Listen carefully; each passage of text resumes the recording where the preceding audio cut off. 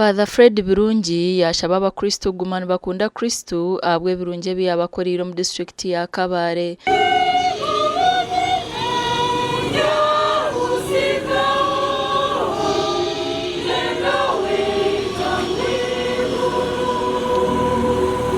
Okubambwa musharaba nichitwamya gutugume nitukunda Kristo kandi nitumuhereza ifubo habwe chikogwa kirungi iki yatukolire okutufera aha musharaba yabashabo kugira ngo kutambuza musharaba kwine kubegeso kusasirana n'abatahi babo. Bambwa aha musharaba kwa Yesu nikutwegesa ngo tusasire bagenzi bitu kuko Yesu yasasire abamubambire aha musharaba kandi twinena no kugumisiriza faba nituturana bagenzi bitu.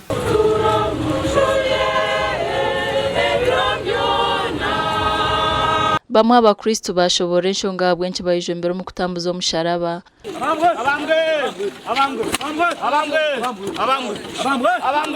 Rizana bwe cyashwa cyane tero kwegura musharaba no kugira ngo wangana nyasasire ibi byanje ashwanya ampereza amandi ko yongera gukora no kumpereza ubusinje kugira ngo ko nabese family yanje eza cyane tero kwegura musharaba no kwijuka uko Yesu yazize ki yatwerire kandi inshiriza uko yatwerire twe kugira ngo tufeyo tugumize mutkore ebikogwa ebyembabazi.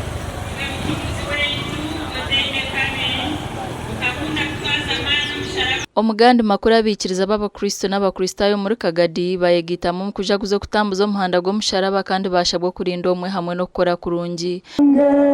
Yesu wange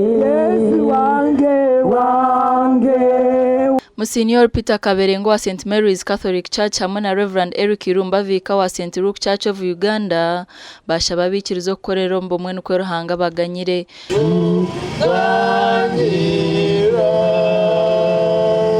Kandi abantu mali bagarukira ali Ruhanga kintu kisimira mukama na muno muri twabakagadi Team Jesus tukwenda abantu ba celebrating Easter bayine mitima esemeire bo kwikana okole ebibo kwisana kwikana mu kituru bali bokole birunge kwisana ahumbukire kayozo byahumbukiro mbafu kimanyangu kurungi okunywa haroha bakunywa ekizibu kuli kunywa okahinguraniza noboraba nonya nyo kugamba nywa no bjunanizibwa habo kuba cyembagambire ngo nyenka ujya kwa no yetageza omunyu no yendeza school fees bayi tukakuba oragendo kakwata zono kazemari zayo abana bajya kubagoba tuzirege nakazi nakakarungi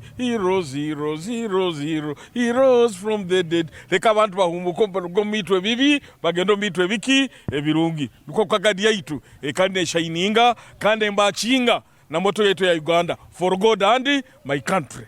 Monsignor Peter Kaberenge Episcopo Vika wa Kagadi Vicariate yaje miromze gw'abantu abamwe abari kurabya mamishe Kereziya hamwe n'ekanisa niko kubashabo kujunwa bakahurikiriza makuru marungi ga Kristo. Abakurabiya amwe amaiso Kereziya n'ekanisa mukuba mukaguyire you are going wrong. God will not bless you. Repent and believe the good news.